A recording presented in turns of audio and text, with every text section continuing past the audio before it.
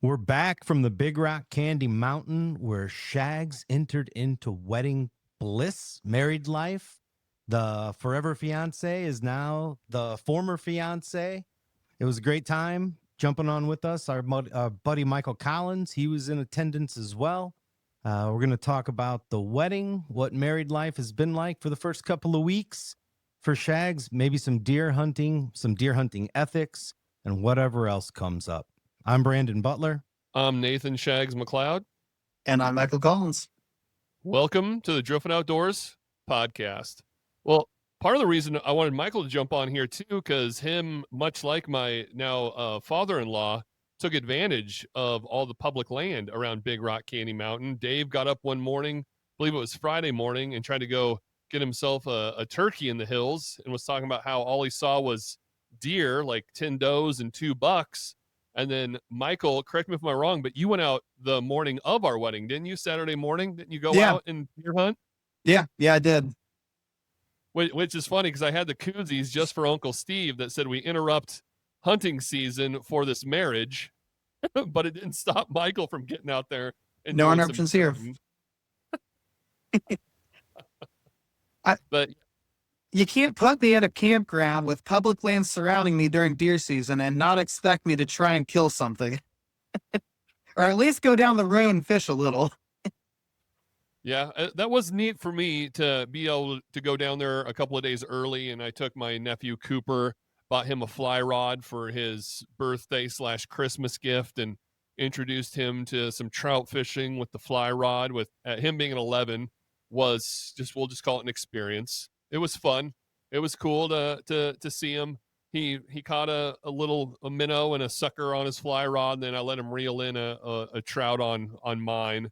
And then I got to take my brother and my other nephew, who's in his mid-20s, and we threw some Tim Flanner specials. We got up early Friday morning to try to catch a big brown, and the river didn't cooperate, but it was still very beautiful, and it was neat to show them a part of Missouri that they didn't expect to see. Because, I mean, you get down there in that Ozark area on the river we no longer speak of, and it just feels like you're in a different place. It definitely doesn't feel like you're in Missouri anymore. Yeah, well, first of all, congratulations. It's a long time coming. Thank you. I think everybody that knows you is happy for you, and thousands of people that don't know you are happy for you because you blew up on social media. Yeah. You guys put on a great wedding. We had a good time. Savannah looked beautiful. You looked scared in the beginning, but you loosened up. I like knowing you well enough to know that when you were standing up there with just you and Duke and you started cracking jokes, that's like the way you deal with stress. Yeah. I was like, oh man, that's like him dealing with his stress by trying to be a stand-up comedian on stage at his own wedding.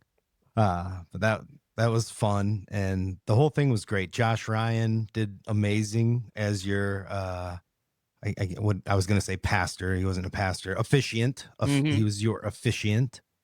So great to see Josh and the crew. Paddle Don came in from out of town. Flanner was there. Michael was there. Mark Van Patten, Sarah, and Scott Pauley. Jason Sumner showed up. The crew rolled out, and it was a great time. Yeah, it was funny too, because I mean, it was just a silly assortment of people of all sizes, ages, guilds. I mean, we had everything from elected officials to like TikTok influencers to the Hooligan Charitable Riding Group to unpaid and semi-paid pro staff of Driftwood Outdoors. It was a wild bunch. My old college buddies were in from Minnesota and Las Vegas and all over the country as well. And it was really, really neat and just a fun experience. And I actually had an awkward moment with Sarah Parker Polly, because she came up to me and she's like, I need to get those vows. And in my head, because I talked to Josh, he's like, did you guys write your own vows? And we didn't, Josh. We just want you to do it. We want it to be quick. We want just to get to the party and the celebration with everyone. So Sarah's like, I need a copy of those vows. And I go, which ones? And she goes, what do you mean, which ones? The ones you just said I do too. It took a second for me to dawn on me that, oh, I guess those are vows as well. I was just, oh, you mean Josh's speech? I didn't consider those vows. So I had this really fun, awkward moment with the former director of the Missouri Department of Conservation. It was like, I need those vows. I'm like, what vows? Yeah. What are you? But I guess she's going to officiate a relatives of her wedding or something like that, and she just was impressed with the way Josh tied in fishing and the outdoors with us and our relationship, and I think she wanted to steal a couple of those ideas. Well, he did a great job and made it fun, made it personal. I thought, he knows both of you well enough to personalize it.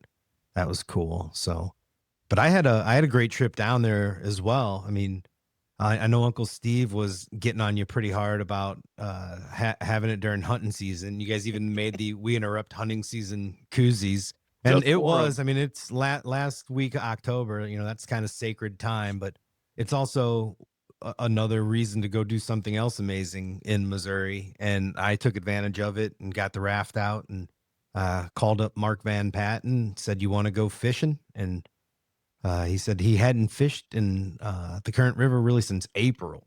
He'd been busy all summer, been dealing with some things. And I said, "Man, you're getting in the front of the boat and we're going to just spend a day." And it started off with just me and Mark. We get about a half a mile down the river and this guy comes up behind us, wade fishing. He's kind of on the march, to get down river. And we start talking real quick and he goes, "Hey, do you remember me?" And I said, "No." He said, "You fed me cheeseburgers on the river like 10 years ago." And I said, he's like, "Yeah, my buddy caught a really big brown and you watched us do it." I said, "Okay." I remember it was when I was with Adam McLean and Mike Cromery and we fished that day. And our strategy, they were floating and we were floating. I was like, "Look, man, they're pulling up behind us, but if we give them some cheeseburgers, they'll stand here and eat and we can get ahead in our raft and get some space." And it worked. And that dude remembered it and called me out on it. And I said, "Look, dude, I'll jump in the boat. Let me give you a shuttle and I'll get you down to where you're going." And in that first couple 100 yards, he was such a cool dude. I was like, "Do you know who Mark Van Patten is?" He said, "No, but he's a serious fly fisherman." I said, "You should know this man." I said, "I'm going to give you a gift. Just spend the day with us. Get to know Mark Van Patten." And man, did he. And his name's Tim from St. Louis, big Hargroves guy. Great guy. So it was, we picked up a stranger and made him a friend on the river. So that shit happens out there as well, and that's what's good. So yeah, and how did your raft float without the floor in it? Well, yeah. So I popped the floor by dropping an anchor on it, and I patched it the night before and got it. I filled it probably halfway because I didn't want to stress the PSIs in it, and it held for maybe the first mile, and then it slowly leaked down, and then it just became an anchor. That it was a 14-foot long wet dishcloth that we were dragging down the river. So when we could normally draft in, say, 6 inches of water that I would never suspect we were about to drag in, we were dragging in. So I'd say we were dragging in anything under 10 inches. So we had to get out constantly and pull the raft. Are this Smith? It was worth Are the it. Smith flies self-bailing, or are they just a bathtub? They Okay. are. They are. They're self-bailing. That didn't help but you. with that, yeah, it held the water in Yeah. with that, deflated floor in there. So it sucked really bad. And with 3 guys when we got the raft to the takeout and started draining the water out of it, I mean, you could have filled a bathtub with how much water that came out of it. So it was like rowing a dump truck down the river. Been there. Caught some fish. The river is super low. A true fishing report would be it's not great right now. The water is so low. It's crystal clear. They're pooled up. They're in those deep holes. They're mixed in with thousands of suckers. You can float over and be like, "There's one." But if you're not hitting them at night, I don't think you're catching them right now. So. Yeah, fishing's been pretty slow. I mean, even throwing big jerk baits and crank baits right at daylight. That Friday morning, should have been ideal. I was pretty confident going in that we were gonna try to catch a nice one, and it just didn't pan out. But that's why it's called fishing, I guess, and not catching. But it's so hard. I've been trying to rack my head around it, and like the only theory I kind of really have, because this time last year was that historic flood that blew out the whole park, and we got like nearly 1 million trout blown out into the park and into the river system. But then you look at this year, from spring into early summer, they had no consistent rain. It was literally flash flood like every weekend, every other weekend. And I just can't imagine that being good or healthy for a fish population, just dispersing them, and I'm sure killing some off. I don't know, Michael, you spend more time on the water than both Brandon and I. What's your theory on how you could go from such epic fishing last year around this time, winter time, and even to opening day? Brandon, you and I both had our greatest opening day at Montauk because of how many fish were in the system, to now where you're struggling to catch a handful. I definitely think that consistent high water like that moves around a lot of gravel. That upper section of that river is somewhat graveled in, and when you've got fish that is dependent on bug life, and the gravel's been moving around all for the last, months and months and months, there's no bugs. Not to mention that, not only that, but maybe the places where there's like bedrock or like bluff walls where there'd normally be like algae and that's seaweed and that sort of thing. A lot of those areas got scoured, so scuds aren't really where they were. Nymphs aren't really buried down where they normally were. When you get those low bug count years, you see it on the back end with the fish count. The high water, with trout and smallmouth, a lot of fish, what they end up doing in that consistent high water is they just kind of tuck into high like undercut banks and behind rocks and under log jams and all that. And they'll hold, and really they don't get washed downstream like we think. But when those real big ones come through, I do think there's a bit of washing out that happens. If you get some trout that get washed, 30, 40 miles downstream, I mean, the only spring down there capable of really keeping them around is Cave Spring. Otherwise, they're paid for something eventually. Yeah. I wonder if there's ever been a way to measure how many trout below Montauk are, coming out of the park and just moving down. I know they stock at Cedar and fish come up, but I mean, wouldn't you think that most of the trout, like the majority of them, started off in Montauk and the smarter ones just kept going south? So if you go on the Missouri Conservation website and you read up on the fishing prospect of the Current River, it generally tells you kind of what you're asking for there, of like, where's the displacement at? Where are you going to find the most of what? And what it seems to say year after year is the first 2 miles below the park are the majority of your rainbows. And then below that 2 mile mark, so really like Ashley Creek, then you get into more of the browns. Personal experience says that's somewhat true. But they shock it every year. They shock it in the fall, and they get a pretty good idea of what's where. Now that's what we need to do, Brandon. We need to pull some strings, and we got to get on one of them shocking boats. No, I got the answer, man. We just need to go together one day. I've got the wetsuit and the scuba There you gear. I'm scuba certified. I am. I'm kind of nervous about it, though, to be honest. I'm not. Tim Taylor's a really good scuba diver. Maybe he would go with and do it. I'm not skilled enough that I want to get down in those deep holes, but I don't know what the current is like down there and getting back out. I'm sure it's probably not a hard thing to do, but how fun would that be to just wetsuit scuba dive and get down with them and see what that habitat looks like down along those bluff walls and stuff? So back when I used to work at a prison, I used to work at Algoa Correctional Center years and years ago as a guard there. And I had an inmate in one of the housing units that I was talking to, and anytime they looked like they were a fishing kind of guy, I had to chat them up, see where they're from, what they fish for and all that. It was always just fun to talk to random people when you're bored. Yeah, they weren't going to be using those spots. No, they anytime weren't. soon. They were pretty loose-lipped, really. That's a good strategy, man. Yeah. That's a good strategy. And I was talking to this one guy, and he's from the 11 Point River area, and he would do something similar. But what he'd do is he put a wetsuit on, and he'd go into what he calls them the blue holes, which I think we all know that means just like the deepest holes in the river. But he'd go diving in the blue holes. But he wasn't really. He'd look for fish, but he wasn't really fishing. He was more looking for like wedding rings, watches, stuff that floaters lose. And he said he made pretty good money, but he said he saw some just massive, massive bass and trout in that river. Man, I don't know if you guys saw the story talking about taking people's spots, but there was a dude that got caught on dating apps catfishing, that he just picked a pretty girl profile and then started finding all the guys that had fish in their profile pictures and started chatting them up about like, where did you catch it and all this stuff. And he was stealing people's favorite fishing spots, acting like a pretty girl. And then he got caught out there fishing. Like, guys, like, how'd you know about this?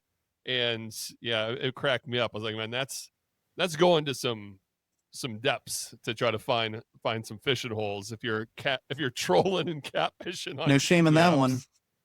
Well, that's a really good segue actually into a topic I wanted to talk about tonight. Michael had an experience, and it's unfortunate, and we'll talk about it. I'll probably write about it as well because it's common, I believe, unfortunately, that this happens. Michael handled it well, and in my opinion, and it didn't escalate, which I think is a great thing as well, but it didn't end well.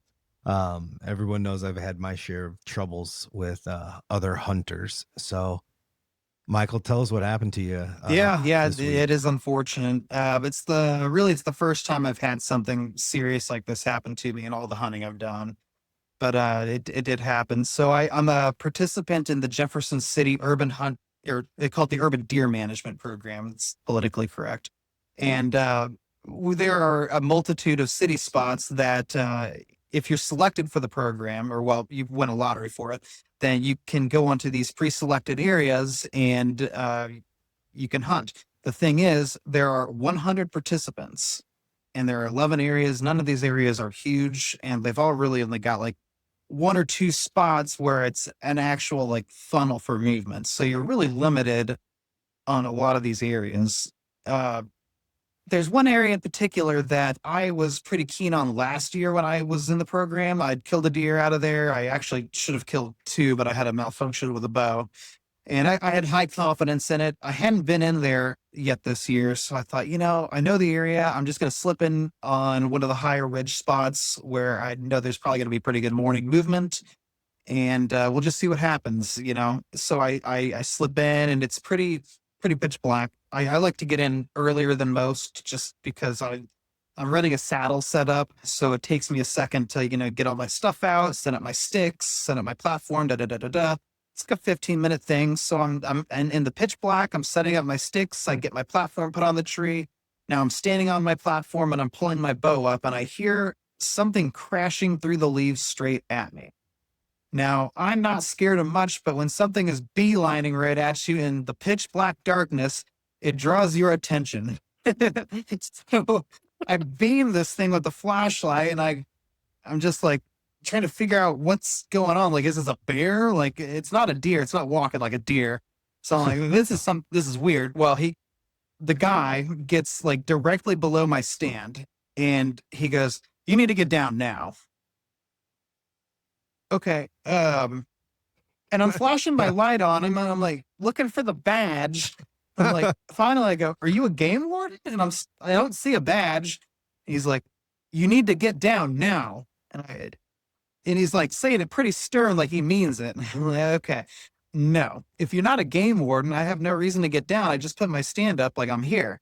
And he's throwing a bit of a fit. He's like, "Well, you're in my stand and you need to get out. You can't be hunting my stand."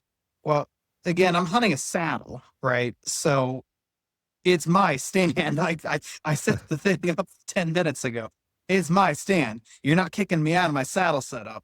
So I'm trying to explain this to the guy, like, "Hey, no, this is my stand. Like, I just set up in here. Like, if you're really looking for a spot to set up, like if you follow this path, you go right back up to where we parked, go just directly west, sit that ridge. I guarantee you're going to see deer." I'm like trying to help the guy out, and he's not having it. He's no, you're in my stand. And finally he goes, "Oh, wait, this isn't my stand.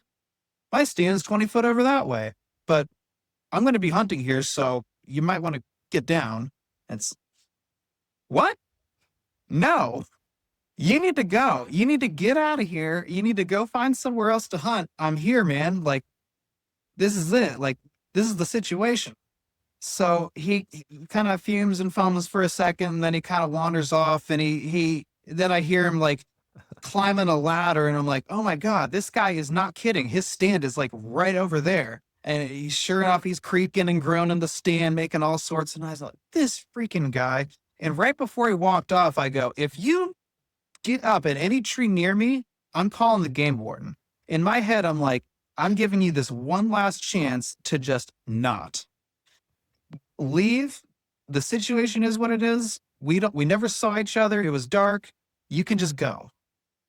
But he stood his ground. He got in the tree. He made a bunch of noise all morning, and it was just a whole thing. I had to be out of the tree at a certain point. I had to go do some stuff. I got out at like 8:45, and the way in which I had to get out of there, I had to literally walk within like 15, 20 foot of this tree. Now, when I walked in, it's pitch black. I didn't see a stand. That's fair. When I'm walking out, I have to look up and see the guy. So I look up, and I'm like, don't confront him. Don't confront him. Hey, dude. And I immediately confront him. And I'm like, look, you realize what you did was not cool, right? Like, you completely like went out of your way to like walk up on me when I'm trying to like be super sneaky and quiet, and you're making all sorts of noise, like yelling at me, trying to get me out of a tree, and you're trying to run me out of this spot. And you're making these claims, and the whole time he's making these claims. Well, I've been in this spot for the last 6 weeks since September 15th. I'm in here twice a week. I'm in here every Friday, and I'm in here another day at least. So, this is just my spot. And it's like, you're going to have to deal with that. Like, okay, your stand might be here, but this is not your spot. This is everybody's spot who is in this program. You need to comprehend that. This is the spot owned by currently 100 people. I can get all 99 other people to come in, or 98 other people to come in here and sit the spot if I can get their phone numbers. Like, obviously I'm not doing that, but that's my point I'm trying to make to him. And he's like, nope, my stand's here. So, if I'm ever here and you're here, like, I'm hunting. It's like, after you are. And, I did report him to the conservation agents. I haven't gotten a call back from my local. I've reported it to the hotline, and then they dispatched that call to a local agent. And I really don't like calling the law on people like that. But, I feel like this one was well-deserved. I gave him multiple chances. He was a huge dick about it. And I feel like sometimes a precedent just needs to be set of like, hey, we're all out here. We all have the same goal in mind. We all want to kill a deer. We all want to put meat in the freezer, whether or not you're horn hunting. If you're hunting these public city properties, you're not horn hunting. You're popping does. Like, there is one impressive deer in this city right now that I know about. And I know about pretty much most of the deer in this area. I got a lot of contacts around here. So I hear about them all. There's really only one good deer in here. You're popping does. It's not that serious, right? Go sit the fence line. Go sit the tree line. Go somewhere else. Don't sit right on top of people is all I was trying to tell them. But that's what you got to deal with out there in public land. But mostly you've had a For the great most part, yeah. I experience. did, and I was telling Shags about this right before you hopped on. I did the week before that incident. I did have another smaller issue where a friend of mine set up a stand on some public land, and it's pretty far back in. It'd be pretty hard to just like stumble across this particular stand. And I was talking to him, and he's like, man, I'm seeing some deer around there. You might want to get back in there. I'm not going in tonight. It's like, okay. So I go back in there. I'm 1.25 miles in, and there's a dude sitting my buddy's stand that I was going to go sit. It's like, okay. Not illegal, but No, okay, it's not. So if you put a stand up and leave it, anybody can, anyone as can far hunt as it. I Is that know, the law? yes, anybody can hunt it. So are you allowed to put up a stand? You can put and up a leave it? stand and leave it. You must tag it correctly. There are guidelines to that. Last I read them, I don't leave stands up, but last I read them, I think you have to either have your conservation ID attached to the stand, or else your name and address and phone number or something. Right. So what happens if it's your stand? with your ID on it, and you get there, You're a mile and back another in the hunter's woods in and it. it's you and them, and you're going to try and bully someone out of your stand? No, Yeah, I'm just saying, exactly. what do you I do? Like, mean, like legally, I legally. feel like that's your property, right? If I've dreamt about, not dreamt like I want it to happen, but I've like thought about this situation before, like what would I do? And I think if I wanted to really be an asshole, I'd go, "Oh, you're not getting down? Okay, well, it's my stand and then my name's on the tag, so I'm here to actually take my stand out. So I'm going to start from the bottom. I'm going to start from the bottom. Ladder. And if I can't get to the top, I'll just have to come back and get it another day." Like, I don't know what to tell you. But Yeah. Well, because Brandon, we were talking about it off air. I don't know if you saw it or not, because Michael saw the meat eater reel where they were asking all the meat eater staff guys about, have you ever used someone else's stand on public Or land? would you use it would if you? you? I saw it. Yeah. Yeah, and I was Mhm. shocked with how many of them said, would I? I have, and I've shot deer out of other people's stands. And I was telling him, it's like, man, I've snuck down into some concerts or sporting events and sat in seats that weren't mine. And I just couldn't Mhm. get comfortable at all during the whole thing. Cause like at any moment, I'm going to get busted doing this. I couldn't imagine crawling into someone else's stand on public land and hunting it. I would I've be, done it. I've done it, and I don't feel like I would be upset if somebody did it to me, as long as I wasn't there that day. I mean, I've come, and maybe not public land, but I definitely did it on land where other people hunted. This church camp that we all grew up hunting on had maybe 60 acres of woods, and there were other people that had stands in there, and I'd get up in them sometimes when I knew they weren't going to be there, and we never talked about it, but I would assume that they'd gotten up in mine. And if I came across a stand like way out on public land, say like in the Mark Twain National Forest, yeah, I'd crawl up in it. But if somebody got there and was like, "It's my stand," I'd be like, "Well, okay, yeah, thank you for putting it in a good spot, and good luck to you," and I'd get down and go. And I would expect the same as somebody else. But yeah, if I put a stand up on public land and somebody else crawled up in it and was like, "Yeah, damn, this isn't a good spot," that'd kind of be like a compliment. And they can hunt it, and that's public land. I think you got to have your mind like that, otherwise you're going and to be I do want to disappointed a make lot. something clear. When I say I reported the guy, I didn't report him for setting up neck like close to me. That is not a crime. You can't get in trouble for that. That's Mhm. just rude, is all that is. But I did report him because he was trying to like literally evict me out of my own stand and was making a huge ordeal of it in the woods, like during when I was supposed to be hunting and all that, and just like completely ruined the hunt, really. Yeah, it sounds like he could use a call from the agent just to remind him. Some people just don't know. I mean, I've always tried to take that approach first. Doesn't work out so well, as we all know. Um, uh, what do you but mean? but you should take that approach. Like that guy, like maybe nobody's ever just really made him think about it or explained it to him. Because it'd be hard to be just I, I, that I big of a jerk, I did He mention has to something just similar not to get that to it. Shags before the podcast. Is like it might just be a generational thing where it's like maybe I'm just too young, and 30 years ago it was like, well, I set up my stand here, so this is my spot. Oh, you want to come hunt my spot? That's fine, but I'm hunting it too, bud. Well, I mean, yeah, in many aspects of life, I'll have people tugging on me. Usually, they're Lauren or one of my daughters, being like, "Don't, Dad, don't," or "Don't, Brandon, don't." And it's like, no, I'm gonna tell them. Like, if somebody's doing something shitty, and you just let them do it and just kind of like shrug and walk away and just talk about it behind their Right. backs, like, who are you helping? Tell them. Maybe they don't know. Maybe they don't realize. So I actually did it the other day in a gas station, where um, this dude tried cutting in line, or basically there was like 6 people in line, and they opened up the next register, and they like the last guy in line tried to go be first at the new register, and I was like, no way, man. There's 5 people in front of you, and you think you're gonna. Everybody else is like looking at me as if, thank you. Thank you for being that guy who. And then the lady, I said, "Ma'am, please go over there. You're first." And that guy just, it was in Slater, Missouri. So you can imagine how that guy looked at me. Um, Well, and I guess I could So, see too if that dude showed up and like he really thought you were in his stand, like getting really upset with like, "Hey man, you got to get down. That's my stand." But then after realizing, "Oh wait, no, I'm wrong. My stand's still 20 feet away."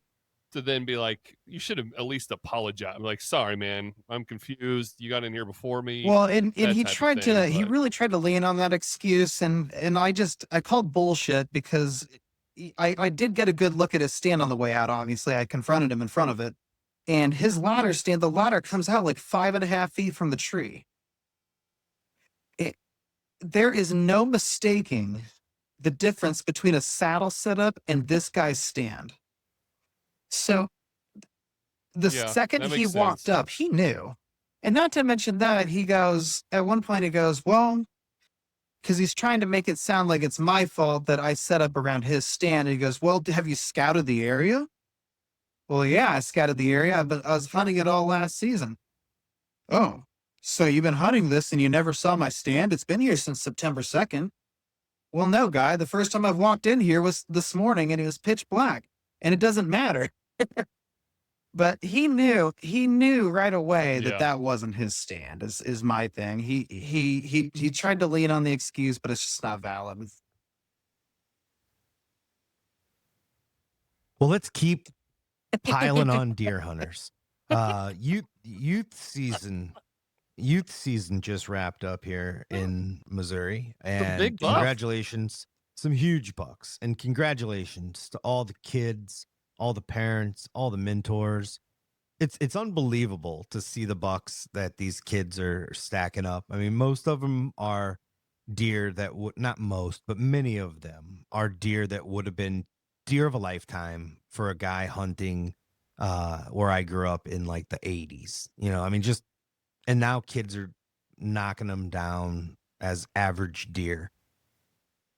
Oh, the one that sticks out to me though is a photo that I saw of a guy who just looks like the kind of guy, and the kid looks like it couldn't hold up a Nerf gun, let alone a full size rifle. And the kid is straddling over an absolute giant, a very distinctive deer, and I mean a giant. And I don't know if this kid's old enough to talk. This kid got credit for killing this deer. So it's just like, come on, man. Like for real, you're gonna take a kid out there and that's what you're gonna do. So I've heard about people complaining that, people do that, but I've never seen a photo that made it look so obvious. And I just think that's sad. I fought real hard in Indiana back in, 2007, 2000. I can't remember exactly what year it was, but I ran a petition to help get youth season started. And that was one of the things that introduced me to the director and led to me going to work at the department. I think these youth seasons are amazing. The focus gets to be on the kid. It has to be about the kids, though. It has to be about the kids. And I maybe I'm wrong. I don't think I am. And I know I'm not wrong across the board. Like it happens a lot. And shame on those people, man. Well, and That's with that's a shitty. the technology now, I mean, you get those fancy ass bog stands where you just clamp in Yeah. that gun where you just have to lean up and pretty much pull the trigger. And Michael, I Facebook messaged you that photo that Brandon's talking Okay. about, so you could take a look at it if you want. But yeah, I could totally see them being in a blind and having that fancy bog set up, and then that deer coming out and just be like, "All right, you see it in the scope. All right, pull the trigger." Put your finger here. I'm going to put my finger on top of your finger. You stand next to the gun. I'll put it in my shoulder so it doesn't hurt you. I'll look through the scope. You tell me when it's good. You say go. Come on, man. That thing was Yeah, a I know giant. for sure that's possible. That exactly what you said happened is what happened. Is it was locked in, the scope was leveled, and it was just pull the trigger sort of thing. But that child looked too little to even shoot a gun that could kill a deer. You know, like Yeah, is there an that, age limit on youth I've heard season? 6. I asked Lauren to look it up. She said it was 6, but that's ridiculous. I'll tell everybody, Bailey was 7 when she killed her first turkey, and she legitimately killed it. And I wish she hadn't, because she cried. It hurt her shoulder. It turned her off. She didn't kill another one until she was 14. And that was because I was so anxious to get him out there. I heard Ranella talking about Montana's youth season not too long ago, and you got to be 10 out there. And as much as I hate to put any kind of limit on it, there should, if it can't be self-imposed by people to make it at least seem legitimate, that they're ready, not only physically but emotionally, to kill an animal, which is for everybody to decide on their own, I suppose, but for their own children. But for me, I rushed it at 7. I wish I had to wait. I wish I'd waited till she was maybe 10, 11, 12, something like that. Yeah, it was 20 points on that, just at a first glance. Looks like it was a 20-pointer. Yeah, let's not give any distinctive things away. I'd like to not have my new house burned down. But my God, come on, people. Well, I'm good for them. Yeah, if it meant that much to you. Yeah, it's gonna be Right. it's gonna be a memory that they're gonna have A forever. good friend of mine hopefully makes she's old enough to remember it. She's probably too young to remember it correctly. He's gonna be like, no, remember. He's gonna have a tape recording set next to her bed, play it throughout the night, just like, you pulled the trigger. You pulled the trigger. Who pulled the trigger? I pulled the trigger. You know, and it'll just go on for days. He's gonna walk around like a little I got a zombie good friend of robot. mine that makes the argument I about pulled the that. That trigger. if you get a kid to kill a buck like that early on, you've almost ruined hunting for them, because what's left to chase? Like, I've killed a 20-point buck, and I was this age. Like, I've done it. I've done what men have grown, have started young and died old trying to do at the age of 4 or 5. What do you have to chase? So all these kids around here are passing bucks. That's crazy. Kids under 10, they're passing them. And, you know, in some way I can see how somebody might think that's actually good for conservation, but it's not. You're not teaching them to harvest deer for meat. You're teaching them that the value of a deer is in its antlers only. And, or you know, some of them are shooting does and only waiting for big bucks and letting those big bucks mature. And, you know, that's cool. But when I was a kid, just the thrill of getting a buck, just to get the buck, man, you know, and learn then progression, like learn to get a little bit bigger one, and then learn how to get one with a little bit more of a challenge. Michael's picked up a trad bow this year. And I mean, those sort of things come into play. So start pushing yourself a little bit more in different ways. But the escalation is part of the growth, and that's what's. I was on public land lacking just last so night. much today. I hiked up a literal mountain from like the creek bed to the top of this bluff, like a huge bluff. Never been in the public land area before, and I set up, and I've got my recurve bow, and I've killed 1 deer with it up till this point. And when I go out with that thing, I have just 0 expectations. If something comes through and it's going to give me an opportunity, it's going to get shot. Like, I'm just trying to practice and get good at a stick and string. I had a button buck walk. I had it at 32 yards. In my Facebook post, I said, I impressed myself. I really did, at 32 yards and from a tree. And I mean, it didn't go 20 and dropped. And I just couldn't be more thankful for that button buck, you know. I get a lot of shit for killing button bucks. Like, up at the deer farm, we actually have a shame trophy called the Button Buster, and I have won that trophy before. And, but you know, when it's with a trad bow, or like Brandon said, if you're trying to hit that next step in your hunting career, or, you know, just get that next achievement, you know, that doesn't mean you have to hold out for that big monster buck. I think social media plays a big part in this too, where we just see all these massive bucks, and it's like, oh, well, if it's anything smaller than that guy's deer, I probably shouldn't shoot her, or I might get some crap from somebody. That's not how we should be looking at this, in my opinion. It made me think about Uncle Steve. in the buck he shot and texted us. He's 73? No, how? Yeah, he's in his 70s, early 70s. I think he said 73, and he's out there in the mountains of Oregon killing deer. It's not No. I'm only gonna kill the biggest one I find. Like, no, he is still hunting the way he hunted 50 years ago. He's going out into the mountains to get a buck, and he got his buck. And I love it. Like that's what's so great about it. Yeah, and all that bitching and moaning about my wedding, ruining his deer season. He went back home and sent us a picture today that he got a nice little 3x4. Yeah, to be fair to him, he'd have probably killed a much bigger buck if it hadn't been for your wedding. But, like I said, there's some glory in getting that smaller one. Yeah, he'll be out here in a couple of weeks, man. I'm excited to have him back out I'll tell here. you, I passed a buck the other day that I can't believe it. I'm glad I did. There's no regret in doing it. I've got a video of him I had him at about 25 yards, and he'd be middle of the pack of the deer that I got mounted today. So he'd be a really good buck. But I started thinking, man, I got to gut him. I gotta drag him out. I got other things to do today. This is going to be a busy day.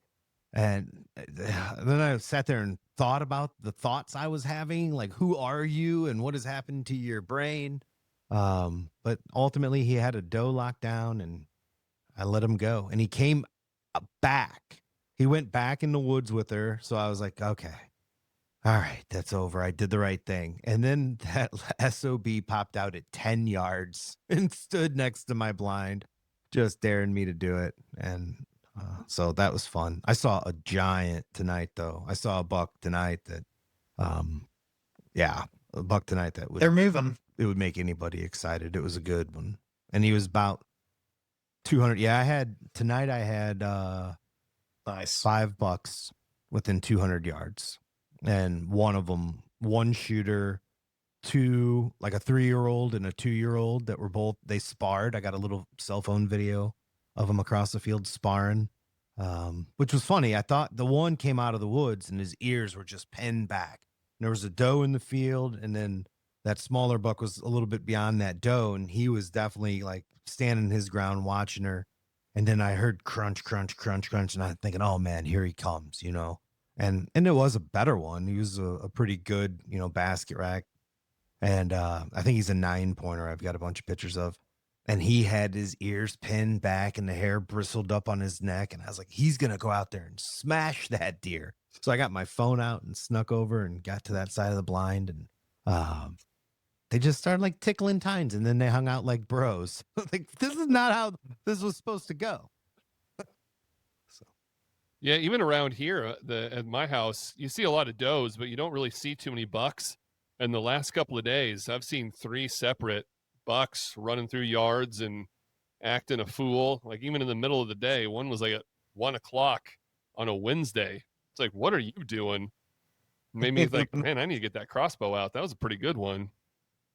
Are you gonna deer hunt? This year? Opening weekend. I took Monday off too, so I'll get those 3 days down with Spurgeon on John's farm in St. James. So yeah, he's been down there working hard. Got my stand set up, and we got it over a food plot in some tall grass and CRP area, and I'm excited. He sent me a couple of pictures of some pretty decent bucks out there feeding on that food plot. I mean, it's in the middle of the night, so hopefully by the time rifle season rolls around, they'll be too worked up chasing doe. Well, this rut has been so visible. I listened to Bill Winke talk about it on his show the other day, how he hasn't seen anything like this in years. And for me, it's been the same every time I've been out. And so far, it's been mostly smaller bucks. I've seen a few good ones. I mean, I only hunted here on my property once and had 4 bucks, and 2 of them were really good bucks, and they're just running the fence line. So they're out in daylight and crazy in late October, early November. I'm wondering what it's going to be like come November 15th, if it's still going to be going hard. Yeah, they're going to be way locked down. So Either it's going to be I a almost really foresee long there being a rut bit or of it's lockdown just an between maybe a early week from rut. now and then maybe through the first part of rifle, and then maybe right before Thanksgiving you get a second wave of action. I've seen that kind of play out before in certain areas. They find a And what do you mean by they find a lockdown? Like doe, they're they're not bedding going to down with them move? for They're a few just days. staying in their. Well, yeah, they just once they get one that they're gonna hang with her until they breed her. They're not right now. It's like 9 o'clock at the bar, and you're still kind of being like, well, this one, or if that one doesn't work out, then I'm not gonna put much effort in here. Let's go over there. But then it's like, it gets later in the night, and you're like, I'm just gonna bird A dog lot of this one times for a up where while. when I And hunt up on that's what private happens. on the Iowa border for rifle season, and a lot of times we actually see better movement in the second week of rifle season than we do during this time all the way through the first part of rifle. And I think a lot of what that is just desperation. I think there's just some bucks out there that are just running their ass off trying to find someone. Say they're just more visible. Mm-hmm. So where do you go up It's north? a good And friend of what's the mine. His situation? his family owns Family it's or half century farm, half not. But it's a couple. I don't know the exact acreage anymore. There's been some purchases and some sell-offs, but it's floating somewhere around 2,000 acres, I think. And there's a good group of us that we all go up there every year. We're all good friends, wow? and yeah, it's a party up there. Well, when you it's been kind of touch and go over the You guys last kill few some big years. Some ones? years we have some nice ones shot, some years not so much. I'm not a part of all the camera watching. I'm not a big game cam guy. I just kind of go up and what I see is what I see. That's part of the allure of hunting to me. But I will get cell camera pictures sent to me every once in a while. It's like, oh yeah, that was pretty nice. We've got some nice ones on camera right now, so we're all kind of excited.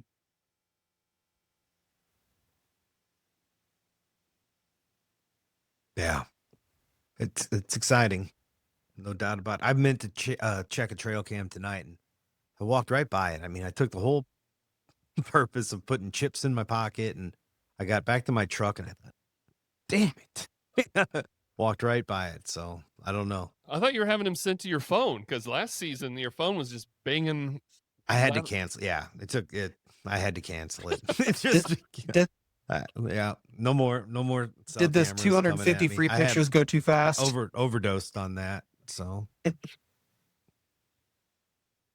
I didn't Yeah. get that. I mean, I paid the like $25 a month for unlimited, and they were just bang, bang, bang, bang, bang, bang. I had them all over the farm. They still work with just an SD card in them, so I just turned off the cellular package and I run my four wheeler around like an old man and pick all my SD cards out of the cameras.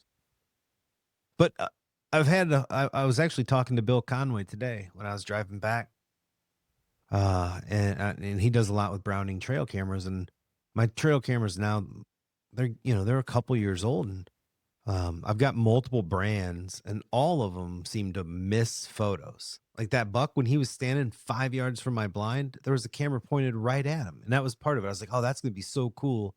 I'm gonna have a photo of that. So I pulled the chip, and it wasn't there. So I don't know. I would love to do a trail camera review. I used to do reviews for Outdoor Life where they'd send me like 5 or 6 different brands of things. It'd be great to do one of multiple trail cameras, set them up kind of all in a row and just run through there. Get a little kid and pay him to just run. Oh, and you asked Straight lines, where at I hunt. zigzag lines. This is very, very far north Missouri. Like we're almost on the Iowa line up there. So it's all Mm-hmm. Yeah, that goes from north Illinois central. to I don't want to get too specific. Nebraska, though. So like, It's got Schuyler County. That's what all I'm county saying. are you going GPS. to? Pin drops.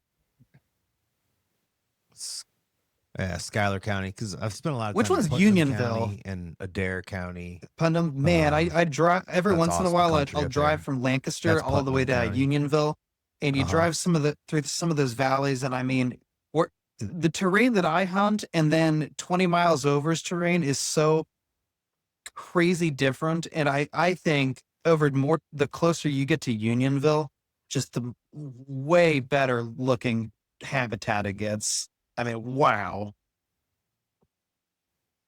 Well, Shags has been up there. Shags has been up to Rudy's place. He's got over 3,000 acres there It's awesome near up there. Unionville.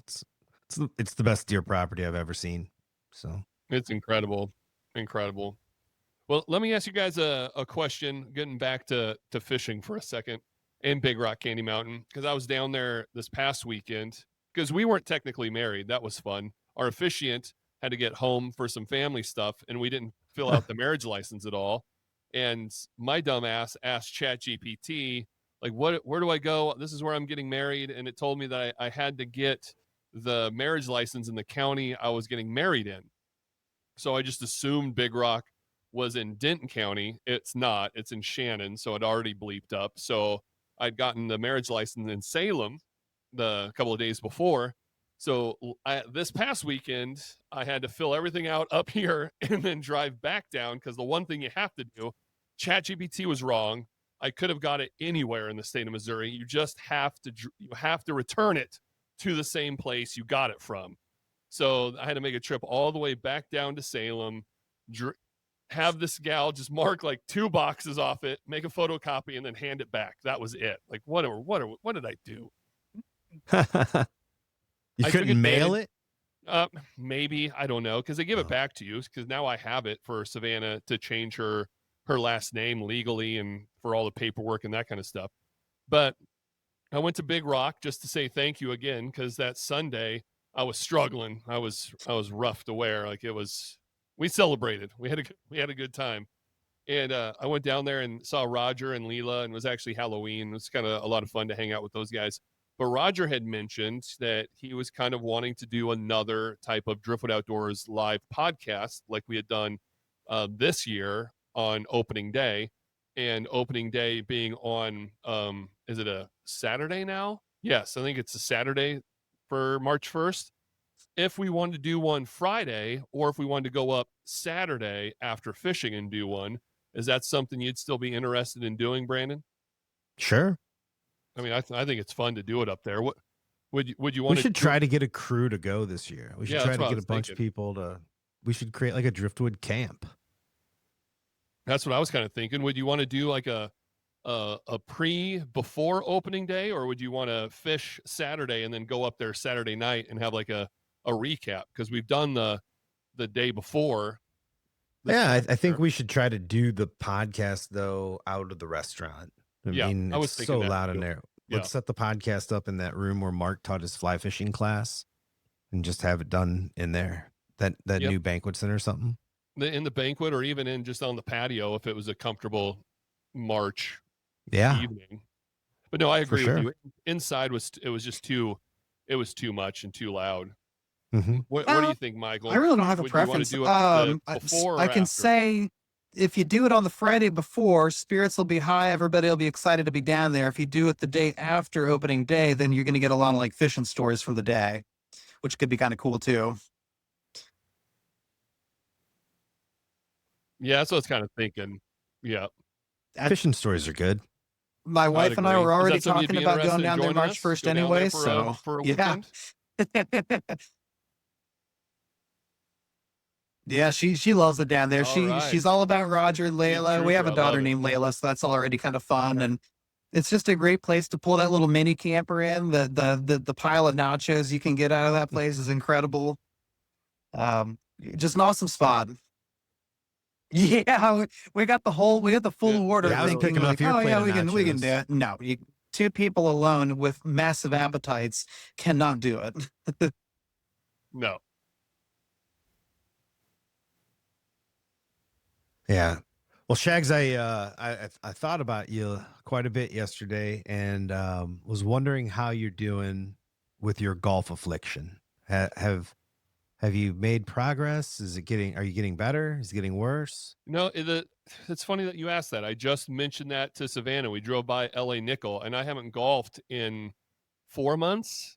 I've been lifting more on this health and wellness journey, throwing that kettlebell around, and it has caused tennis elbow in my left elbow, and it will not go away. And I've tried to go and grip a club, and I just can't do it. And it's been very frustrating because even for my birthday, I got lessons. I was going to go to Poe Golf and hit it on their big screen and try to fix a couple of my swings. I mean, if you follow the podcast, you know, earlier this year, this was going to be the year. I was not only going to break 100, I was like, I'm going to try to break 90. I'm going to dedicate everything to golf, and it just has not panned out at all so far. Well, whatever you caught, I feel like it might have been contagious because I'm afraid of how much I want to dedicate time to golf right now. So I golfed with my dad and Lauren, and it was great. Got beat by both of them, but it was 80. Dad won with 83, Lauren 84, and I shot at no. Dad was 84, Lauren was 86, and I shot a 90, and that's at Sandy Pines, which is really good course. But when I was out in South Dakota, I played a top 100 course called Sutton's Bay. Prior to that, I played once in January. I played once in September, and then I played at Sutton's Bay, and there was like 40 guys there, and it was a scramble, and I got stuck on a team, and people didn't know who I was and were like bummed about having me stuck on their team. I birdied the first hole and by myself, and then I won like this best golfer for the thing, and I was like super high on myself. And then Lauren came out there and we golfed, and I shot 51 on 9 holes. I was like, I was gonna break my clubs. I mean, it was unbelievable. And then I went and played this with my dad and her, and I was 1 over after 5. And I'm thinking, all right, this is it. Like, I've got it. I figured it out. And then it was like, I was standing on that thing in Star Wars when Jabba just drops Luke into the pit. Like, I was just standing there on solid ground, knocking pars out. And then just boom, the bottom fell out and I couldn't hit another shot to save my life. It's just penalty stroke after penalty stroke of going out of bounds or in the water. And because I hit it far, I just can't hit it straight. Or I do hit it straight. I just hit it straight in the wrong direction. Like, I come across the ball and boom, off 40 degrees to the left. And so then I went to the range and just stayed there angry and hit 2 buckets of balls. But I think my problem is I can't swing nearly as hard as I actually can swing. I have to, and I don't get up there and Happy Gilmore as it is, but I mean, I just have to really back off on how much power I'm trying to put into the swing, because if I just step up to the ball in the range and swing so light it almost feels comical, but hit the ball in the center of that club, it's like the technology of that club just rockets the ball. It's all about just hitting it in the sweet spot. And so now I just want to like join a course and play 50 rounds next year and finally just dedicate enough time to give it a fair shot to see how good I could be. Because I could get in the high 70s consistently, I think. Let's put it on a Driftwood card. Let's get a membership somewhere. Well, Driftwood Outdoors has been a good run. If you'd like to join us on Driftwood Golf, I will get to that in a second, but I just got to say, Michael, Brandon, what you just said about your golfing, you could say almost the exact same thing about learning how to cast a fly rod. Let that rod do all the casting for you. It's the number one mistake I see. You don't have to put the umph into the rod. Sure. You have to let the rod put the umph into the line. You know, it's so similar. Though you explaining that, I'm like, this is you could be a fly fishing instructor and say this exact same thing. Yeah.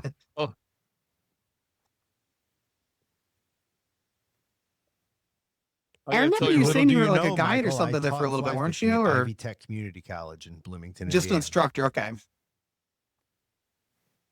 Well, I was a college instructor.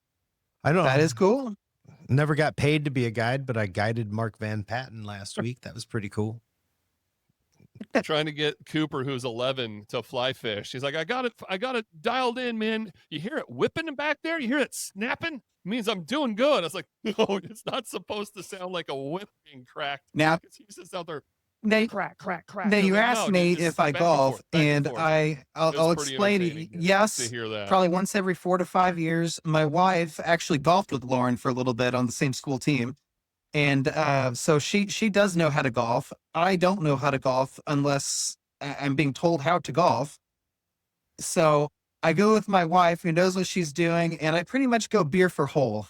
And I start off bad and I get worse and by like hole like 7, I'm like, I do not care about golf. Like I'm dreaming about the Mexican restaurant we're about to go to. I'm thinking about chips and salsa and margaritas. We're gonna have fun. Hole 7 means nothing. Hole 8, I don't even remember. But that's golfing for me. And we're this Veterans Day, actually, we haven't done it in so long since we had kids. We haven't golfed at all. Oh, that's But we're this Veterans Day, we swore to ourselves we're gonna go hit Oak Hills Golf Course. And I'm not drinking this time, but it'll be nice to just go out and swing a golf club for the first time in a while.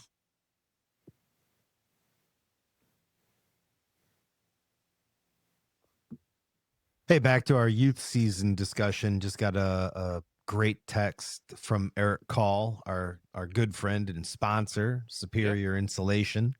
And his son Toby got his first buck tonight. So, and it's the exact buck he should have shot. It's a beautiful fork horn.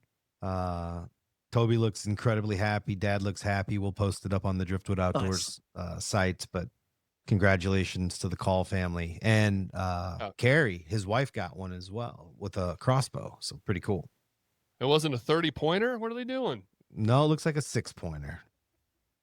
Looks like Toby can no, maybe it's an 8-pointer. All right. I think it's a 7-pointer. 7-pointer. Way to go, Toby. And congratulations, Eric. That's awesome.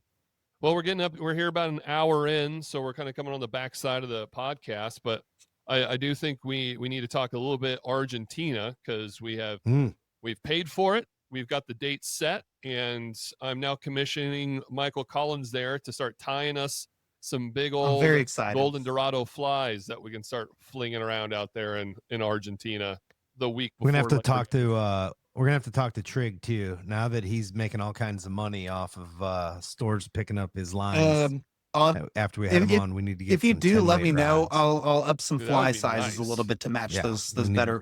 get a Sorry, couple- bigger rods.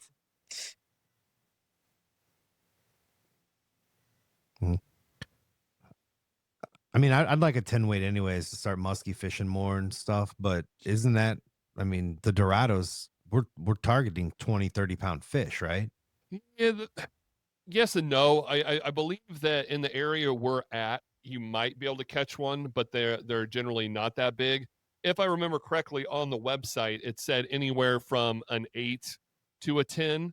So, I mean, I already have a couple of 8s that I was going to bring, but if we can get a 10 on a discount, I even told Michael before we started, I was like, I'm going to bring 2, but I'm sure I'll get a wild hair up my ass the closer we get and have to buy another one so I can bring 3.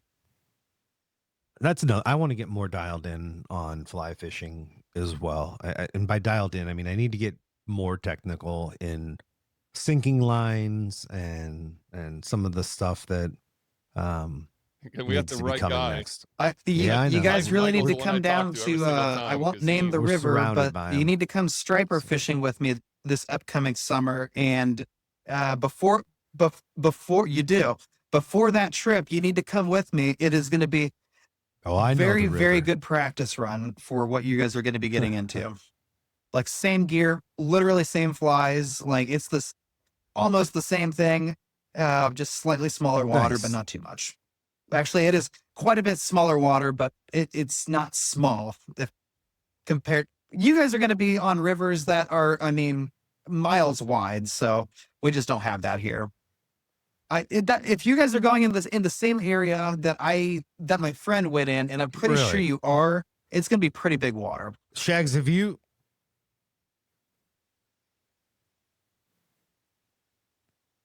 Yeah. it is. Shags, have you looked at this? Do you know where we're staying? I mean, I don't know anything. Where are we flying into? Yeah, Like, I mean, what's going on? You should have gotten the email, because after I paid for it, it wanted everyone's Did I information. get so many? I don't read emails. Emails? Are we talking about Talking about emails? emails? I don't read emails. Come on. Off the top of my head, I cannot tell you, but I can go on the website and show you some links. But I think what Michael is saying is closer to the truth. And we're not in like Bolivia. We're not fishing the small mountain like boulder streams. These are more major waterways where we're going to be in some boats and just throwing into like muddy brown looking river water. So I mean, Are we sleeping on a boat? Are we No. sleeping in cabins? A no, lodge? we're staying like at a lodge, a resort, which looks really nice, really hoity-toity, and like some fine dining. And yeah, I'm excited for the trip, but it's not like river fishing. It's The report, I mean, the report it I is got river was, fishing, and but it's I don't big remember the name water of the river river or anything fishing. about it, but Cool. he was saying Cool. I'm excited. it's very wide, it's very braided, and it's very sandy, and it's clearer than you might expect. I took him on God, I don't want to name this creek. I took him on a river similar to the Gasconade in clarity, and he goes, "Oh, this is about what it was. It's about as clear as the Gasconade." I go, "Oh, okay." So that's not like too bad. He's like, "Yeah, it's really not that, but you guys might be on a different river. I don't know." Okay. There's a lot of fishing down there. Yeah, I don't. I don't have all the information in front of me, but I'm excited to get down there. It's gonna be a lot of fun, and yeah, jazz, dude. Can't believe it. Try to catch myself a Golden Dorado because they do traditional, and they said even worst case scenario, you can throw bait if you want to, but I'm really my goal is set to catch one on a fly rod, so I'll definitely maybe last day if I haven't gotten one, I might break and give me a spinning rod and just so I can say I caught one, but we'll see. Flanders talked about trying to paint some lures, but then in another breath he goes, "Well, I'm going to just practice how to fly fish because I want to catch one on a fly rod." Well, he told me he was painting lures only for himself so he would have secret weapons. But he was also super smashed when he said it. Yeah, he was so. having a good time at the wedding for sure.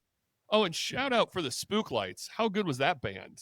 Oh, they were great, man. Like they were good. I'd like to go see them again. The rain was the ambiance of the rain was really nice, but it did kind of make it hard to stand in front of the band. I mean, yeah, 100%. So they were awesome though, man. I'd love to go see him again.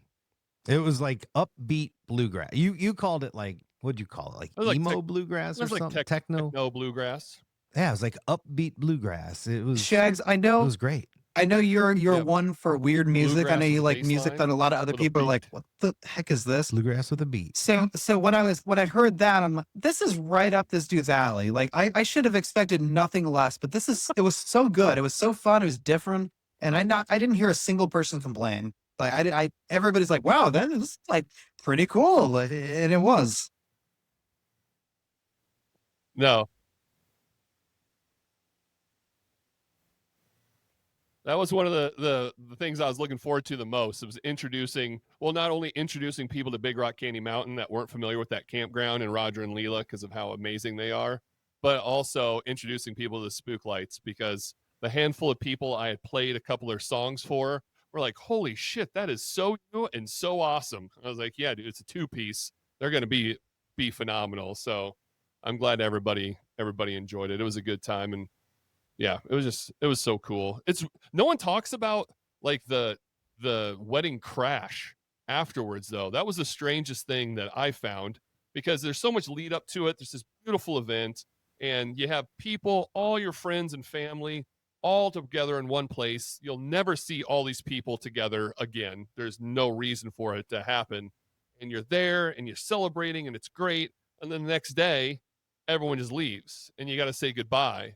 And it was even strange going the following weekend to Big Rock and their lights were still up in the trees and the tent was down and all that kind of stuff. And just kind of like, oh, I remember how much fun we had. And now we're not here for that. It's just it's kind of a little depressing. It's just kind of like you get the high of the high and then there's a bit of the crash. And that's been the strangest part for me in the whole process is just kind of how after it was all done, how kind of empty it kind of is. Like, oh, this is kind of sad that why can't every day just be a wedding reception? Why can't every day just be where like all these people Exactly. get together to celebrate us? Why can't everyone just surround me and be excited to be around me every single day? I don't get it. Well, you actually in a weird way kind of get that though. I mean, to be honest, you do. Yeah, So good job. That's true. That's right. Yeah, no, it was great. It was great to see all your family. It was great to get all the invites back out to Oregon. I want to go really bad. I told Steve and Noah, and God bless your brother. I understand your brother more now. Like, he's telling me about some duck hunting spots, and we can kill all the ducks we want. I'm like, well, no, Yeah, allegedly. man, maybe allegedly. I mean, he meant within the limit, I think. Yeah. But yeah, that was funny. We were having a good time, and I want to go back out there and figure out how to hunt Washington close to Oregon. So I guess I'm blanking on his name. I feel bad, but Angie's husband. Oh, my sister Andrea. No, what's your dad and Steve's sister's name? Oh, Angie. Angie. Les. Angie. Yes. Les. Yes. Yeah. Les. Yeah, they live in Washington. Yes, they do. So I talked to him, and he was gonna look into some places for me over there. I'd be happy shooting some of the mountain quail that we saw when we were there. Yeah, and he's a big elk guy too. They usually do pretty good elk hunting over there. Would love to finish up that Dungeness crab trip that we started with your dad, and go. I think it'd be sweet to go back out in the boat and finish that trip. That'd be a good tip of the cap. That would be. Rudy keeps popping up as a friend person for me. So your dad's buddy Rudy? Yeah, it's in the friend request. He keeps texted me popping up today. in my suggested friends list. So yeah, he'd get a kick out of it. He must have been creeping on my page. Well, Michael, this isn't your first time, so I know you're familiar with the mystery bait bucket. We got to wrap up every podcast with the random question, and very rarely does it have anything to do with outdoors. And if you want to send in a question, email us, info@drifoodoutdoors.com. You can also send us messages on Facebook and Instagram at Driftwood Outdoors, or just leave a comment on our YouTube channel, Driftwood Outdoors TV.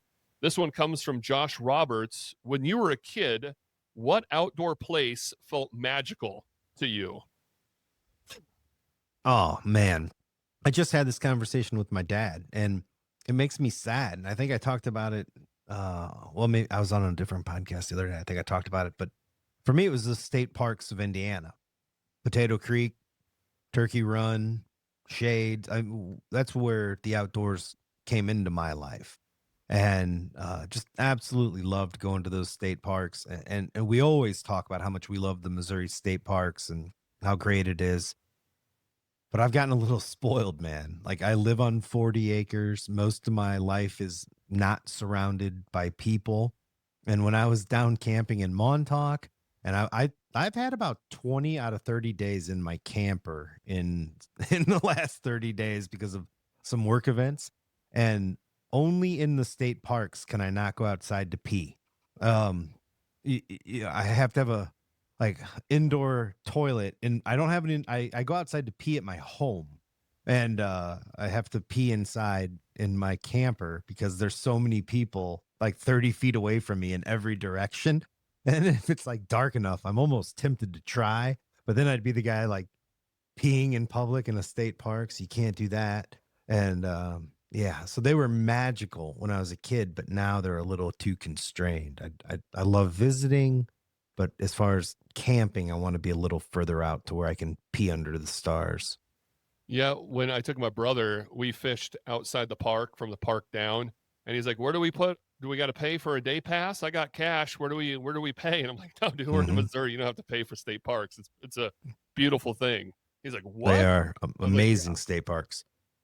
Well, it's funny you say that about peeing too, because I give Trevor a hard time, and even on the show, we talk about how the toilet is like one of my least favorite places to pee, and like outside is number one. And he's like, "What?" And like it's like, oh, outside the shower, and because of how tall I am, it's gross. But I'm like, well, sink rates up there, and then I'll go to the toilet. But yeah, yes. Outside number one, followed by the shower, which he says he swears up and down he doesn't pee in the shower. I bet he doesn't. I really strange. bet he's just whatever Trevor is that he just doesn't. That's a lie. No, right? Yeah. It's good for athletes' feet. Look, it's his big argument. It's like that's a place where you get yourself clean. forever unclean. Like, I'm not going to pee on myself in the shower. Like, you don't have to. It's a nice thing about the shower, dude. Just let it go wherever. But growing up, this wade fishing is what I always was the most magical times for me. And I mean, Beaver Falls, this beautiful waterfall that was less than probably 2 miles away from my house. I mean, walking the Claskeneye River, walking some of the creeks with Brad Brooks, who also came to the wedding. Shout out, Brad. Thank you so much. Unpaid Pacific Northwest pro staffer. So that would probably be mine. I'll just put Beaver Falls because it sounds cool and it's a really neat place for me. And it's still, I'm 47, and anytime I go home and visit, Savannah and I always have to walk down and look at the fall I got every single trip we do because it's. I'm so just torn such a between cool, two. I'm going to magical do the place. easy one, which is Montauk. The first time I went to How about you, Montauk Michael? was soon after I learned how to fly fish, and I didn't even know what trout parks were at the time or that Montauk even existed. And it was just such a magical place that as a kid, I couldn't get it out of my head. But really, probably the number one would be the woods out across the street and down the hill from my childhood house. Were just such a magical, awesome place to me. I was always down in there, always running around, cowboys and Indians, BB guns, the whole, just like living it up as a child. And I'd cut through those woods all the time to get to a creek that I would fish. I was just always in there, always playing make believe and whatever else. And it's cool because that magical place that I remember as a kid just so happens to be one of the city properties that I can hunt on now.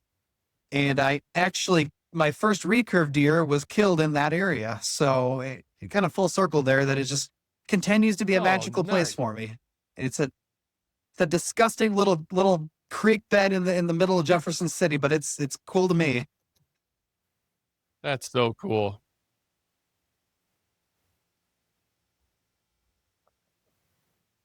Oh, that's awesome.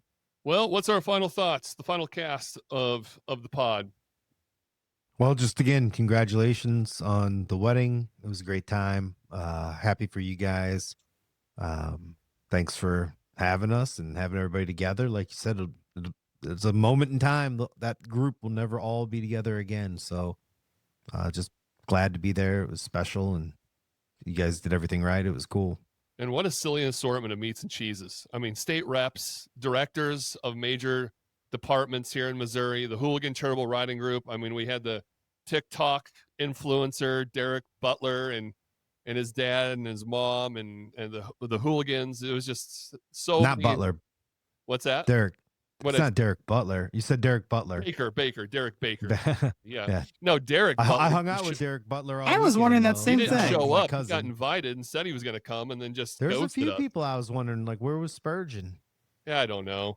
Damon's gonna Damon, dude. Damon's gonna Damon. Yeah. He was invited. I even texted him the day before. I'm like, hey, tomorrow's the big day. Hope to see you. And I had a missed call from him, but I had so much going on I couldn't call. I'll see him here in a couple of weeks. Those that didn't make it missed out. It was a good Thanks time. for having Renee and I, and thanks for letting us. Well, really, you didn't let us. Roger made it happen, but thank you for letting us keep our shitty little camper in the backdrop of your beautiful wedding setup.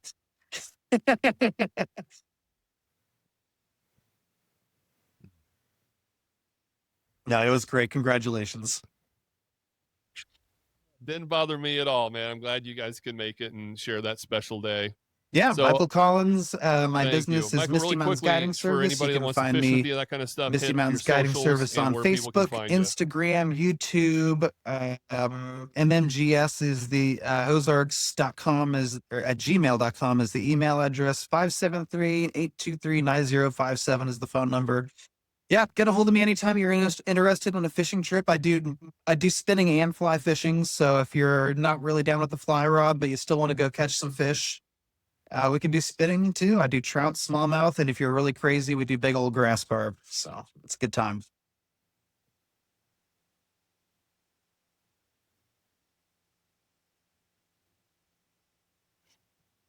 Awesome. All right, gear review coming up next. End of the podcast, the beginning of a gear review. Brandon, what are you reviewing for us today? So former podcast guest and friend of the show, Dr. Mark Morgan, has another book out on Asian carp. This one's very easy for kids to kind of look It's got a great illustrations by Limi Len. So Dr. Morgan's still on the Asian carp bandwagon. It's a easy to understand book. Something's fishy, all about Asian carp. What we're facing with that problem. There's a bunch of different people that talked about it on the back of the book. Tyler Schwartz, our friend from the Conservation Federation, said native fish species in Missouri are declining due to the overabundance of Asian carp in our waterways. Flying fish can hurt people and damage boats. Eating these invaders is a delicious way to address the problem, one bite at a time. So tells you everything you need to know about Asian carp and the problem, how we can get rid of some of them. So check it out. All right. And for mine, I'm just going to go down the list since we talked about the wedding. I just want to say thank you and give these people some plugs. Of course, we talked about the venue, Big Rock Candy Mountain, just an incredible space for just making our dreams come true. Just if you want to do family reunions, weddings, just a weekend stay on the Current River, Big Rock is your place. Dinner, the Dive Bar in Columbia. I mean, what a meal. Taco bar with not one, not two, not three, but four cheese fountains. Four cheese fountains. The music, the Spook Lights, look them up. They're phenomenal. Mo, Ink, and Stitch for coming through in the clutch and making me 250 koozies the week before I got married. And then also Betts Jewelers, who was a gear review for me a couple of weeks ago for hooking us up with the rings and cleaning my dad's ring up for me so I could wear it, and it's real special. So thanks to everyone that made that special day even more special. We couldn't have done it without you guys. We will see you down the trail.